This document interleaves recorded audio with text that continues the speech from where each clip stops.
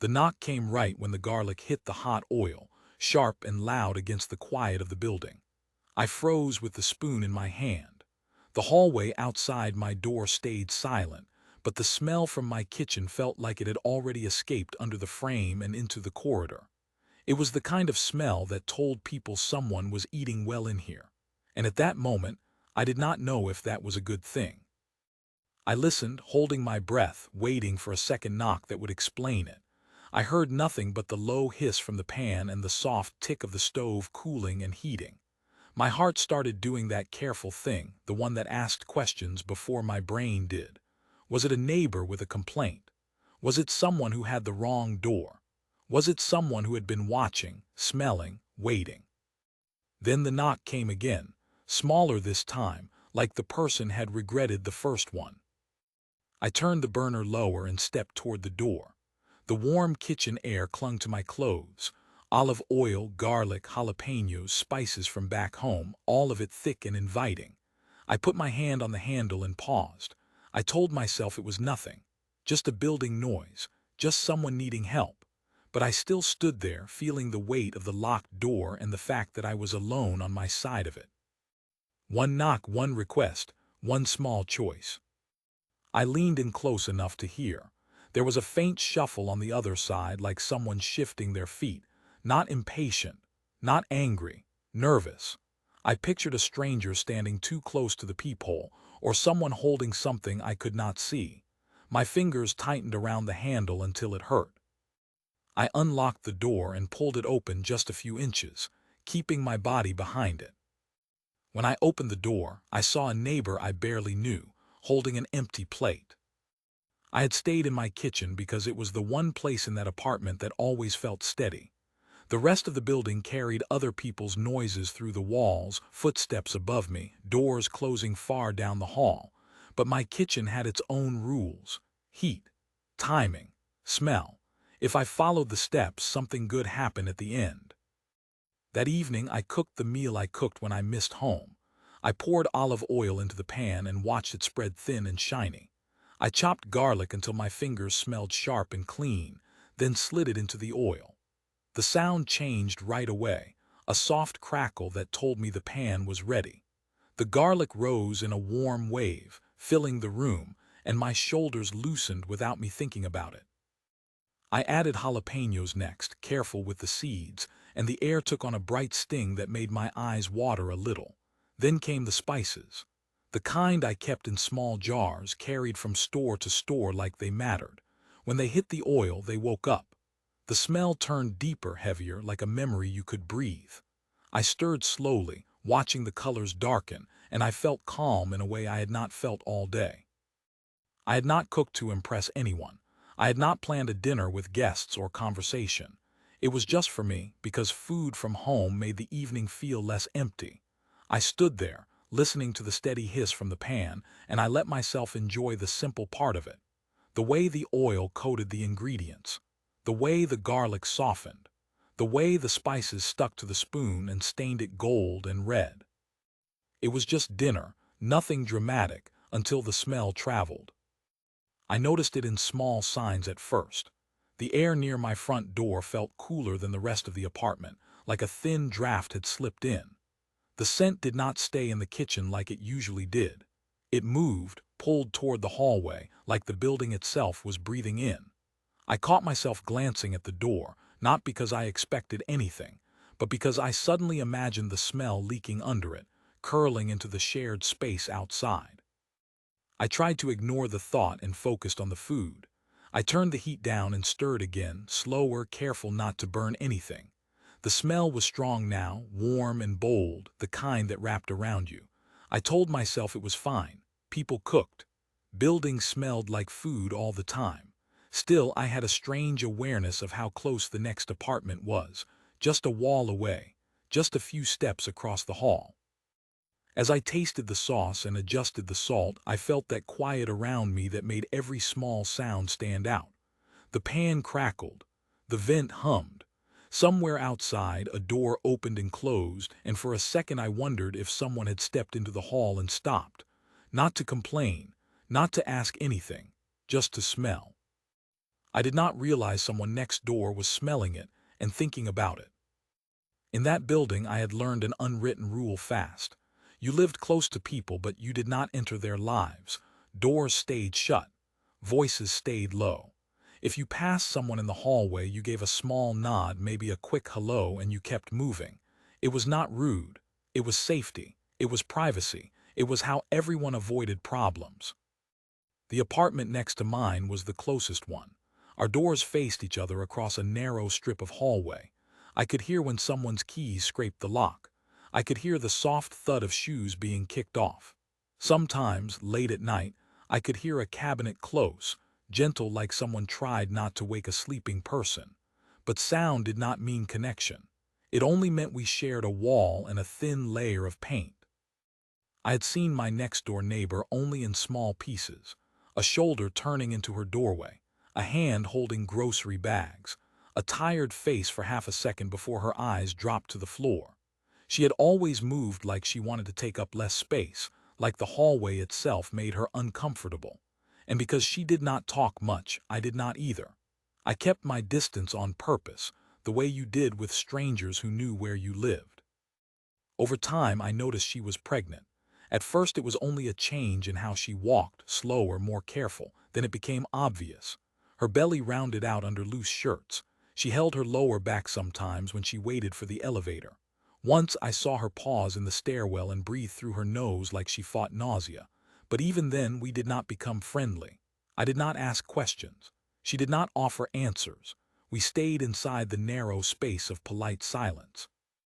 It made me assume she wanted it that way. It also made me assume she had someone at home, a partner, family, someone who checked on her. I told myself it was not my place. In apartments like ours, being too curious could feel like being threatening. I would rather be the neighbor who bothered no one than the neighbor who crossed a line. That was why the smell mattered more than it should have. Cooking did not feel private when you lived in a building where the hallway carried everything. Steam escaped when you opened a window. Spices clung to your clothes and followed you outside. Even the trash could tell a story. I liked to cook, but I also liked control, and smells had a way of reaching people you never invited. So when I stood in my kitchen that night and felt the scent pulling toward the front door, I pictured her on the other side of that wall. I pictured her pausing, maybe listening, maybe just breathing in. I imagined the awkward situation that could come from it, a complaint about the odor, a note left under my door, an angry knock from someone who did not like strong food smells. And still, a different thought pushed in, quieter but heavier. What if the smell did not bother her? What if it made her hungry?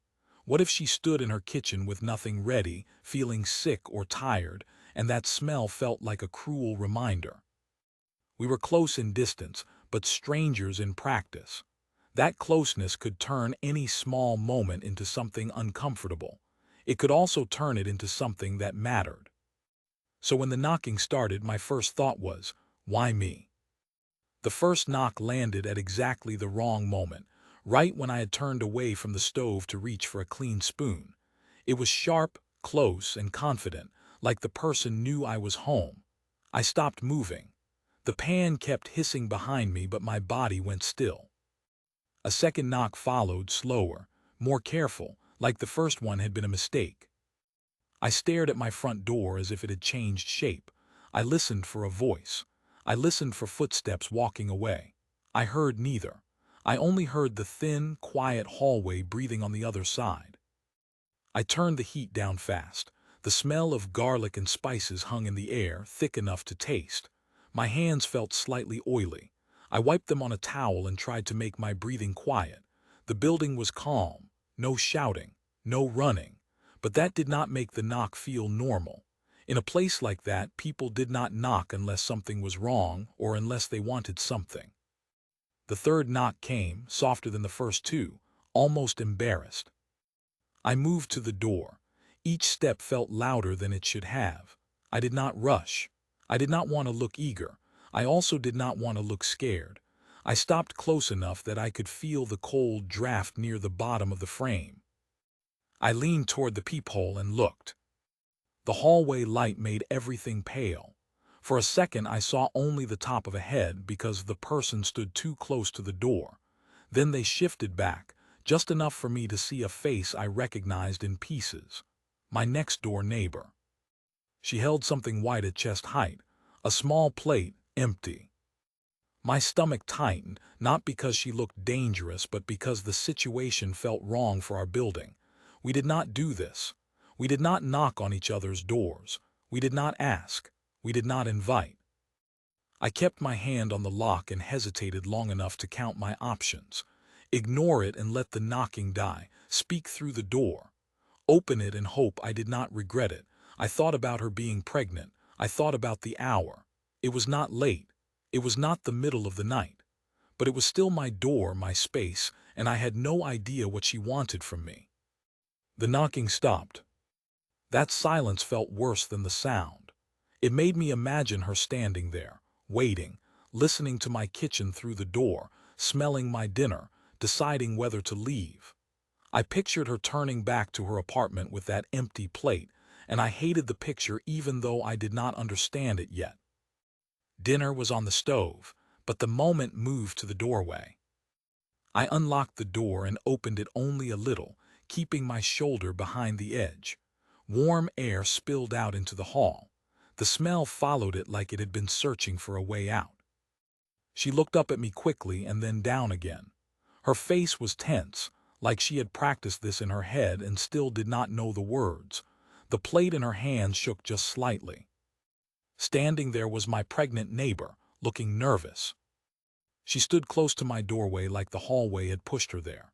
The light above her made her look pale, and her hair sat in a messy way that told me she had been tired before she ever walked out. Her belly was high and round, the kind that made you think of weeks, not months. 7th or 8th month, at least. She kept both hands under the plate, holding it up like it was proof that she had a reason to be there. For a second I did not speak. I only listened to the food behind me, still quietly cooking, and I watched her eyes move. She glanced past my shoulder into the warm apartment, then back down to the plate. That small movement made something tighten in my chest. It looked like hunger. It also looked like shame. She swallowed once and tried to smile, but it did not hold. "Hi," she said very softly.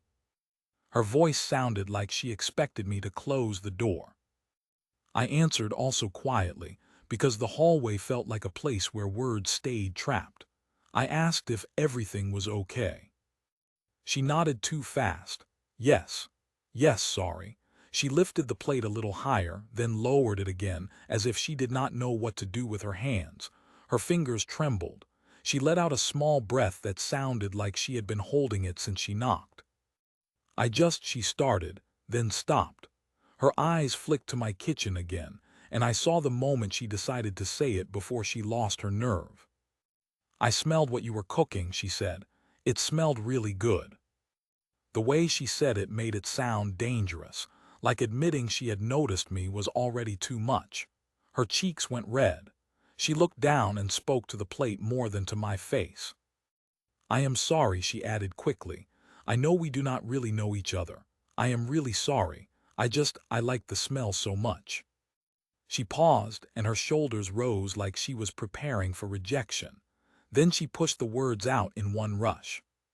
"Could I maybe have a little bit of it, just a small portion, if you had extra? If not, it was okay. Really, I was sorry for bothering you." She said sorry again, and again, each time smaller, like she tried to make the request disappear by apologizing enough. The plate stayed between us like a thin wall. It looked too clean, too empty, like she had brought it out without thinking it through. It made the whole thing feel more real. This was not a joke. This was not a casual neighbor chat. She had come to my door with an empty plate because the smell had pulled her out of her apartment. My first reaction was surprise so sharp it almost felt like anger, even though I was not angry at her. It was the rule of the building being broken, the quiet agreement, the distance, the idea that my door was a boundary line that should not be crossed unless something was wrong. And yet nothing looked wrong in the usual way.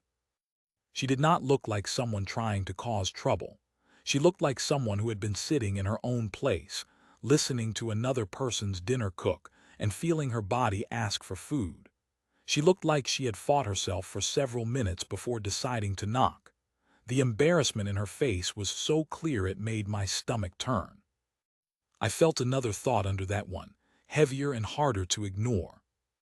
What had she eaten that day? Was she alone? Was there someone inside her apartment who should have been feeding her? Or was she just craving something so badly that she had done the one thing people in our building did not do? I realized I had been starring. Her hands tightened around the plate and her fingers went slightly white. She looked ready to pull back, ready to apologize one last time and run. I tried to speak, but for a moment I could not find the right tone. If I sounded annoyed, I could humiliate her. If I sounded too warm, I could invite more than I meant to. I felt the weight of my own safety and my own boundaries, right there in the doorframe. The smell of garlic and spices rolled out behind me, and I saw her breathe it in without meaning to. Her eyes closed for half a second. It was such a small thing, but it made the request feel huge. A simple question could feel huge when you felt embarrassed. I looked at her belly again, then at the empty plate, and I understood that this moment was not about food anymore. It was about how a person asked for help when they had almost no pride left to spend. In that second, I had to choose what kind of neighbor I wanted to be. I stayed in the doorway with my hand still on the edge of the door, holding it half open like that small gap could protect me from making the wrong choice. I watched her waiting, and I felt how easy it would have been to end it. I could have said sorry, not today, and closed the door. The building would have stayed the same. Quiet, separate, safe. But the longer I looked at her, the more the simple request started to feel like something else. I thought about cravings. I had heard people talk about pregnancy like it changed your body into a loud voice you could not ignore. Not just hunger, but a sudden need for a smell, a taste, a texture. I imagined her sitting inside her apartment with the scent coming through the wall, her stomach turning, her mouth filling with that dull ache of wanting something specific. I imagined how small you had to feel to finally stand up, find a plate, and walk into the hallway with it. At the same time, I felt my own warning lights blinking. I barely knew her. I did not know who came in and out of her apartment. I did not know if she had someone inside who would appear behind her. I did not know if this would become a habit. Today, a small plate. Next week, a bigger request. I had seen enough in shared buildings to know that kindness could be misunderstood as permission. And I did not like the feeling of being surprised at my own door. My mind ran through quick, practical thoughts. If I said yes, I would have to turn my back on her to go to the kitchen. I would have to leave my door open, even for a moment. I would have to trust that this was what it looked like, a simple, embarrassed ask, and not something that came with hidden trouble. I looked at the hallway behind her. It was empty, no footsteps, no shadows moving, just the dull carpet and the closed doors, each one keeping someone's private life sealed inside. I looked back at her face. The embarrassment there did not look like acting. It looked like someone trying not to cry because crying would make it worse. Her plate stayed steady now, but her shoulders had that tense lift like she expected a sharp answer. I realized something that made my hesitation feel ugly. If I said no, she would not argue. She would apologize again. She would disappear back into her apartment and I would hear her lock her door. And every time I cooked after that, she would remember this moment. The hallway would feel colder for her, for me too. And if I said yes, it would not just be about food. It would be me telling her she had not done something wrong by being human. It would be me choosing to be the neighbor who did not punish a shy person for asking. I could say no and close the door, or say yes and open a new connection. My chest felt tight because I knew both choices carried a cost. Safety was not only about locks, it was also about patterns. Once you opened your door to someone, you could not pretend you had never seen them. You could not go back to being invisible. The smell from my kitchen pushed into the hallway again, and I saw her nostrils flare just slightly. She tried to hold herself still, like she did not want to look too eager. That effort hit me hard. She was already trying to make it easier for me. I decided I would not make her carry all that weight alone. I let out a small laugh, not because it was funny, but because I needed to break the tension before it broke her. I softened my voice and made it simple. It was okay, I told her. Really, it was fine. Her eyes lifted fast, like she did not trust what she heard.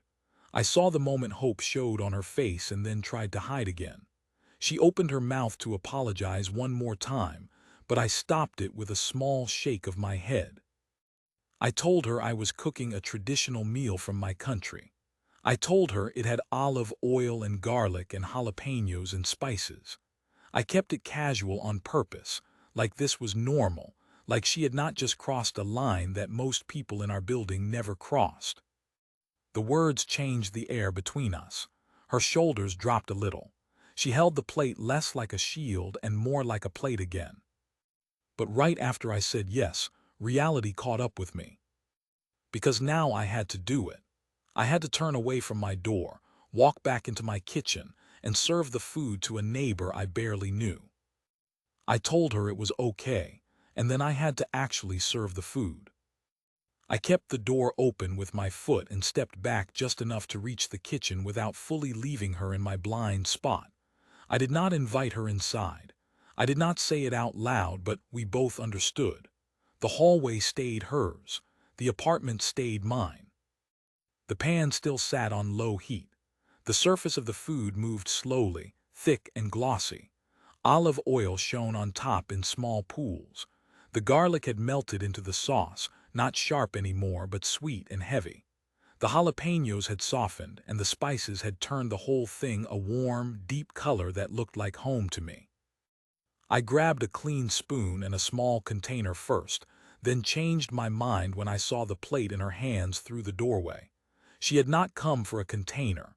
She had come for a taste, something small, something that would not make her feel like she was taking too much. So I picked up the ladle and went carefully. Each movement felt louder than it should have, the scrape of metal on the pot, the soft drop as the food landed on the plate. The smell rose fast the second it left the pan, stronger and fresher, like it had been waiting for air. Garlic and olive oil, heat from jalapenos, spices that stayed in the back of your throat. I worried in a strange, sudden way that it would be too spicy for her. I worried I would embarrass her by giving too little or overwhelm her by giving too much. It was such a small act, but my hands had gone careful and precise, like I handled something fragile. I filled the center of the plate, then stopped and looked at it. It was not much, but it was not tiny either. It was a fair portion, enough to feel like a meal, not a sample. My mind flashed again to the building rule. Do not connect too much. Do not invite dependency.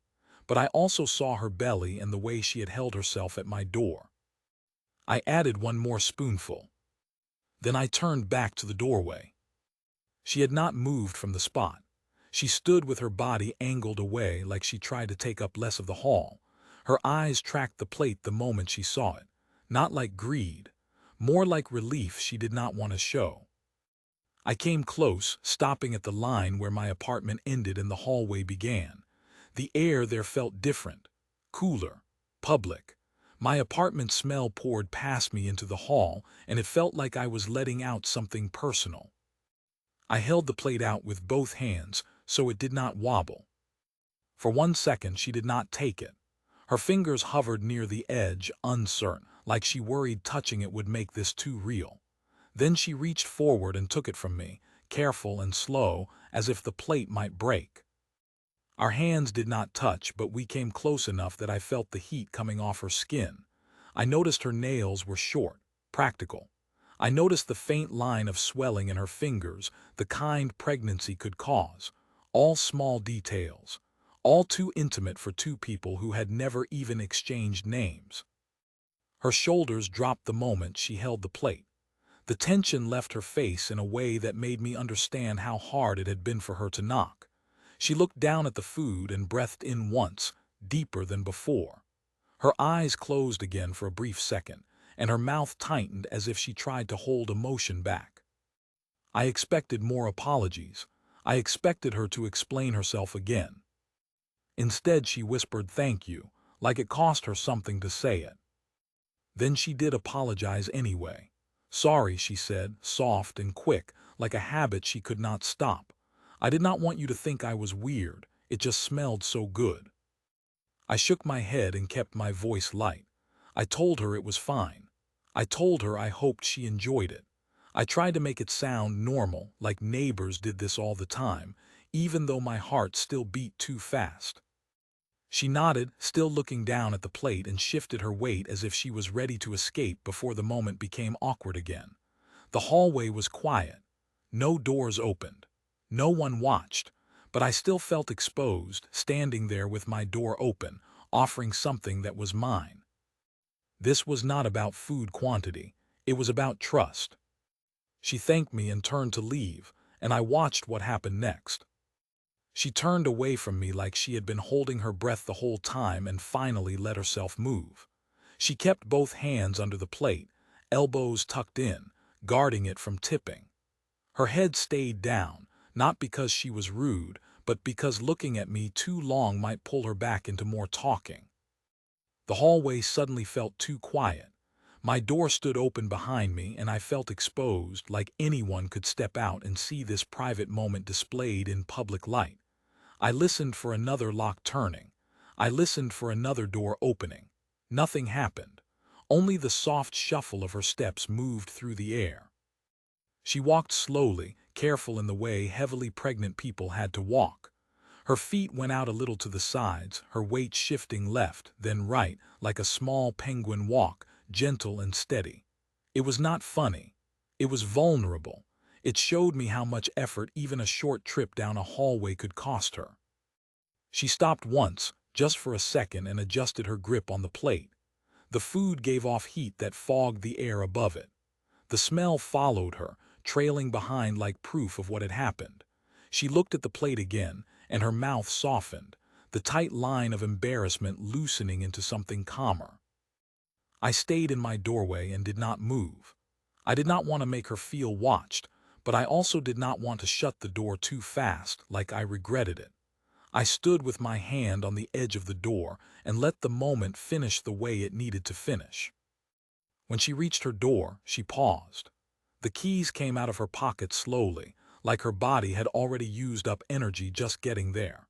She shifted the plate to one hand, then stopped again, clearly realizing it was not easy to hold a plate and use keys at the same time.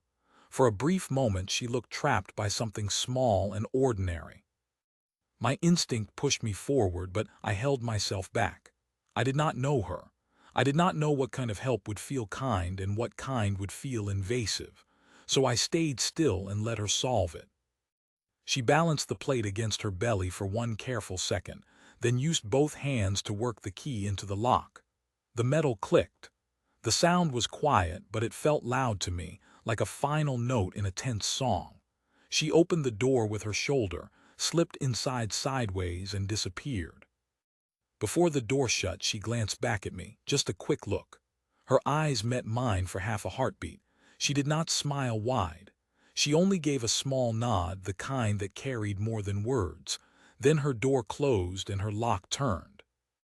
The hallway went back to being a hallway.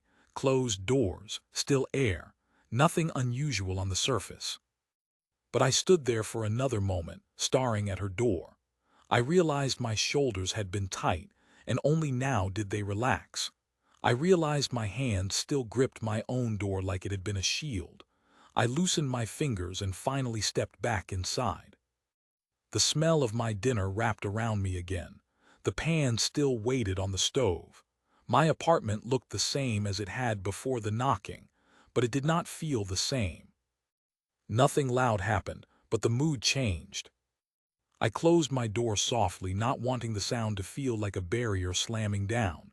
I listened for any sign from next door. A cabinet opening, a plate being set down, a small sigh. I heard nothing, and that silence felt peaceful instead of threatening. And then I felt something unexpected inside me, happiness. I went back to the stove, but my mind did not go with me. The pan still smelled rich and warm, and the food still needed my attention, but I kept replaying the look on her face when she held the plate. Relief first, then something softer, like she had been seen in a way she did not expect. I stirred slowly and listened to the quiet inside my apartment. No voices, no music, only the small sounds of cooking, a scrape, a simmer. My kitchen had felt like a private place a few minutes earlier. Now it felt connected to the hallway, connected to another door, and another life pressed right against mine. I thought about how she had apologized over and over, like she had been taught that needing something was a problem. It stuck with me. I did not know her story. I did not know if she had family nearby or if she was alone. I did not know if she had eaten enough that day. But I knew she had stood in front of me with an empty plate and tried to make herself as small as possible. And I knew how close I had been to saying no. That was the part that made the kindness feel stronger and also made it feel strange. I had not done something heroic. I had given a neighbor some food. That was all. But it had still asked something from me. It had asked me to open my door. It had asked me to treat a near stranger like a person, not a risk. I caught myself smiling again, and it surprised me. The happiness I felt was not loud. It was quiet and steady, like warm water. It felt like proof that I had not become cold from living too close to other people. Then the other thoughts came in, the defensive ones. Was it safe to give food to someone I did not know well? What if she got sick and blamed me? What if she took it the wrong way?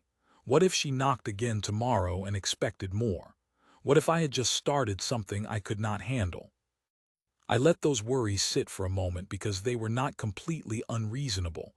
Boundaries mattered. Safety mattered. I lived alone. I had my own limits.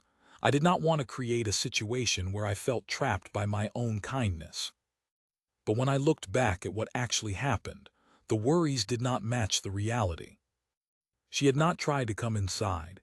She had not asked personal questions. She had not pushed. She had stood there with her eyes down, asked for a small portion, apologized too much, and left. It had been simple, honest, almost painfully normal. I realized the reason it felt so good was not because I had been generous. It was because the moment had been clean. No tricks, no drama, just a small request and a small answer. In a building full of closed doors, it had been a crack of light. I plated my own dinner and sat down, but I ate slower than usual. Every few bites I found myself thinking of her next door, standing in her kitchen, maybe taking the first taste. I imagined her shoulders relaxing. I imagined her finally eating something she wanted instead of something she forced down. That image made me feel proud, then immediately humble, because I knew it was not about me. It was about how little it took to make someone feel less alone. A small favor could stay in your mind longer than the meal. When I finished eating, I cleaned up in silence. I did not hear her. No TV through the wall, no footsteps. The building stayed calm, and that calm felt different now. It did not feel like everyone avoiding each other. It felt like shared space with quiet respect. I kept thinking that if I told someone about this, it would sound sweet and simple. A pregnant neighbor smelled food and asked for some. A person shared. End of story. But I also knew people did not all hear it the same way. Some people heard danger in every knock. Some people heard entitlement. Some people heard weakness. Some people heard a reason to judge the neighbor or judge me or both. But if you post this online, people will judge it in very different ways. I posted the story later because it stayed in my head like a small light I did not want to lose. I wrote it plainly. I described the smell of my cooking, the shy knock, the plate in her hands, the way she apologized too much, and the way my answer changed her face. I expected a few simple responses, maybe people saying it was nice. Instead, it felt like I had placed my doorway on a public stage. The replies came fast, stacking up while I stared at my screen. I read them one by one, and with each new take, the same moment shifted shape. It was strange how strangers could reach into a quiet hallway and pull out totally different meanings from the same few seconds. The first group of people saw it as simple kindness, nothing more. They focused on how small the request was, a portion of food, not money, not a ride, not a favor that could trap me, just a plate of dinner that was already hot, already made. In their minds, the math was easy.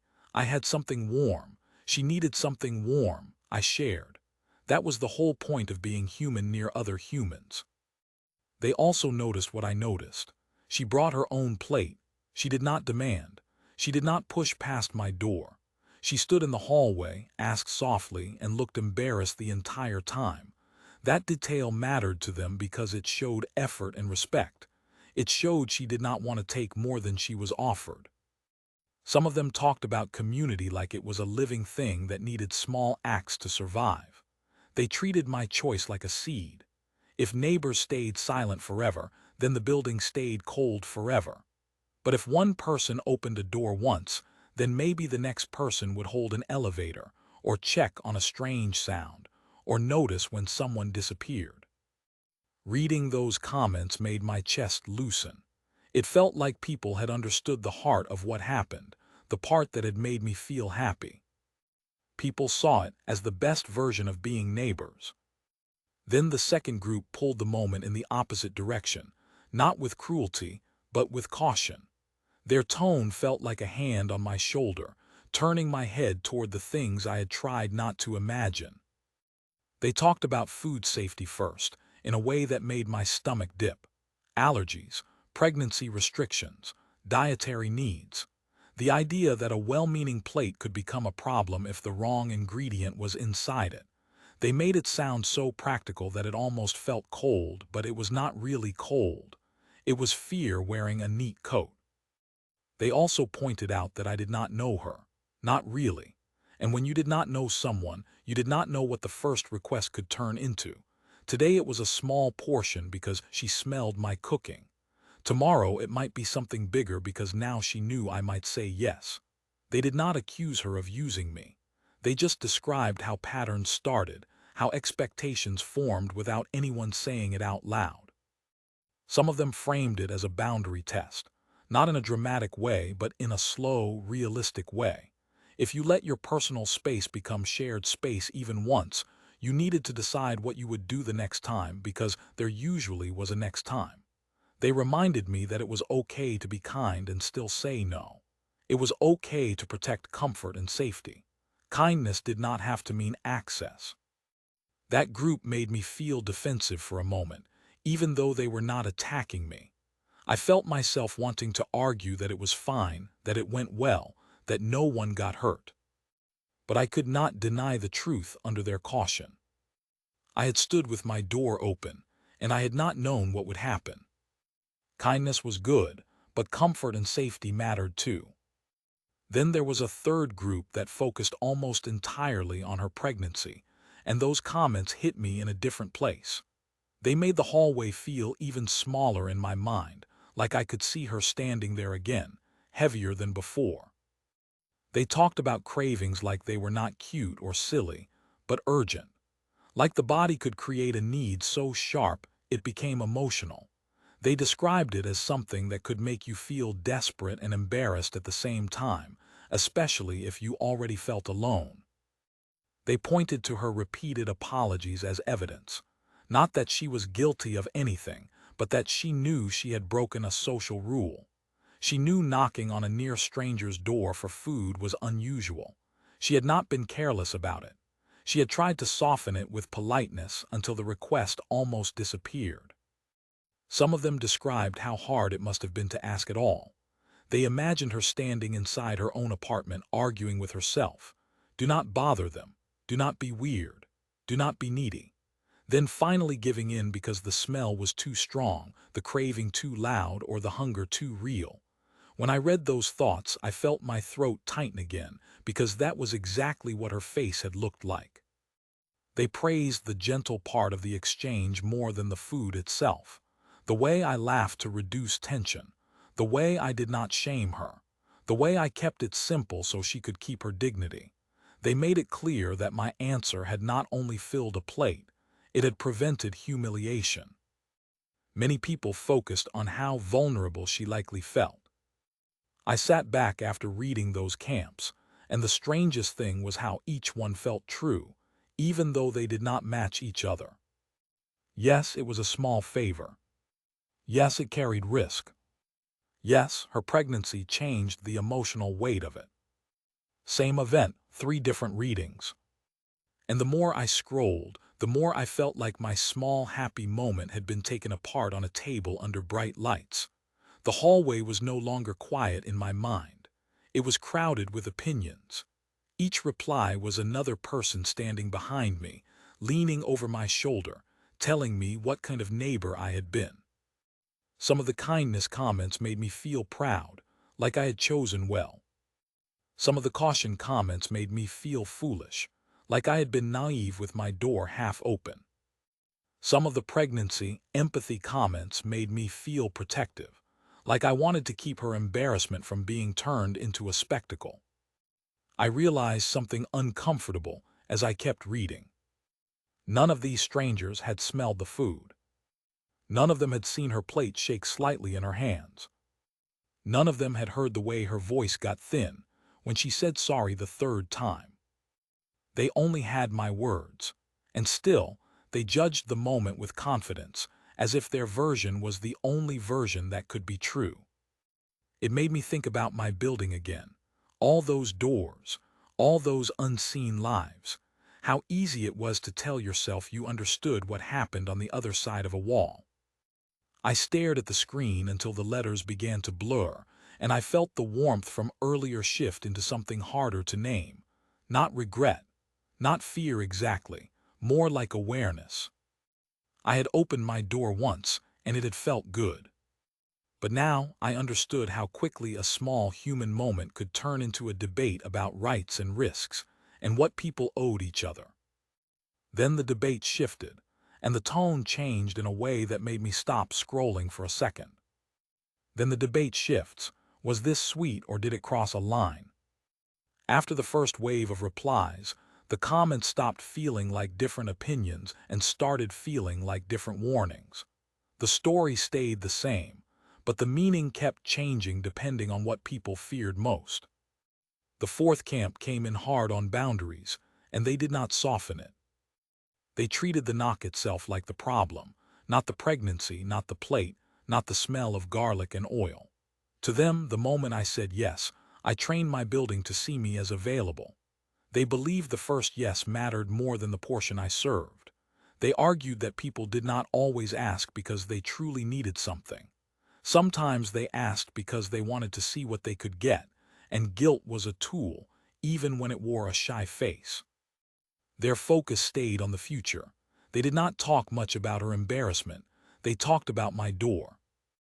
They warned me that the next request could come faster than I expected, that the tone might change, that it might stop being a one-time craving and start being a pattern that was hard to break without becoming the bad person in the story. They said it was easier to say no once than to say no after you had already been kind, because the second no sounded like rejection. They also pushed the idea that cravings were not an obligation for anyone else. Pregnancy could explain the feeling, but it did not create responsibility in a neighbor. In their view, the cleanest choice would have been to keep my boundary firm and let her handle her own needs. If she felt awkward, that was unfortunate, but it was not my job to fix. Reading that camp made me feel a tightness behind my ribs, because it touched the part of me that had hesitated in the doorway. It spoke directly to the private fear I did not want to admit, the fear that doing one small good thing could turn into a long problem. This camp worried about future pressure, not this single moment. The 5th camp reacted to something else entirely. They were not only judging the action, they were judging the way the story was told and the way people responded to it. They noticed how quickly some readers turned the neighbor into a joke or a lesson. They pushed back against that. In their minds, she had made a polite request once, and her embarrassment already showed she understood the social line she crossed. She did not need punishment from strangers who had never seen her face. They wanted the focus kept on dignity. They said that if someone described her walk in a mocking way, it would change the whole story into something cruel. They did not deny that I had noticed the way she moved. They just insisted that observation mattered only if it stayed gentle and human. They reminded everyone that pregnancy could make movement hard, and that laughing at a body under strain said more about the audience than the person walking. They also insisted on treating her like an adult, not a helpless symbol, not a child, not a problem. An adult who made a choice, asked politely, accepted the answer, and left. They argued that respect meant letting her request exist without turning it into a debate about her worth. That camp made me reread my own words with more care. It made me realize how easily a story could slip into disrespect without the storyteller meaning it. The line between tenderness and humiliation could be thin, and the internet loved stepping over it. They separated gentle observation from disrespect, and they asked for care in how we told stories. Then the sixth camp arrived, and instead of picking a side, they pulled the whole moment outward until it became about society. They talked about community norms, and suddenly my small hallway felt like a place inside a bigger map. They pointed out that in many cultures sharing food with neighbors was normal. It was not brave. It was not risky. It was how people survived and how they stayed connected. In those places, a knock for a portion would not be strange. It would be ordinary. A smell drifted, someone asked, someone shared. No one posted about it later because it did not feel like an event. But others described the opposite. They talked about places where privacy was a hard value, where doors stayed closed and requests stayed rare. In those places, even a polite knock could feel like pressure, not because the asker was bad, but because the social agreement was distance. In that kind of building life, people showed respect by not needing anything from you. The comments in this camp did not call one approach right and the other wrong. They treated it like two different languages. In one language, sharing food was neighborly. In the other language, leaving people alone was neighborly. Both could be kindness, depending on what everyone expected. That idea landed in me in a quiet, unsettling way. Because it meant my story was not only about a pregnant neighbor and a plate. It was about what kind of world people wanted, and what they believed they owed strangers living one wall away. This story became a mirror for how we thought society should work. I scrolled through the camps again, and it started to feel less like advice and more like a trial where the jury could not even agree on the crime. In one version, I was kind. In another version, I was careless. In another version, she was brave. In another version, she was manipulating me, even if she did not know she was doing it. In another version, the real problem was how people talked about pregnant women at all. The same hallway held all of it, depending on who looked at it. Not everyone agreed on what good neighbor meant. I kept thinking about the moment at my door, how my body had reacted before my mind did. The way I held the door half closed, the way I checked the hallway behind her, the way I measured the portion like it mattered.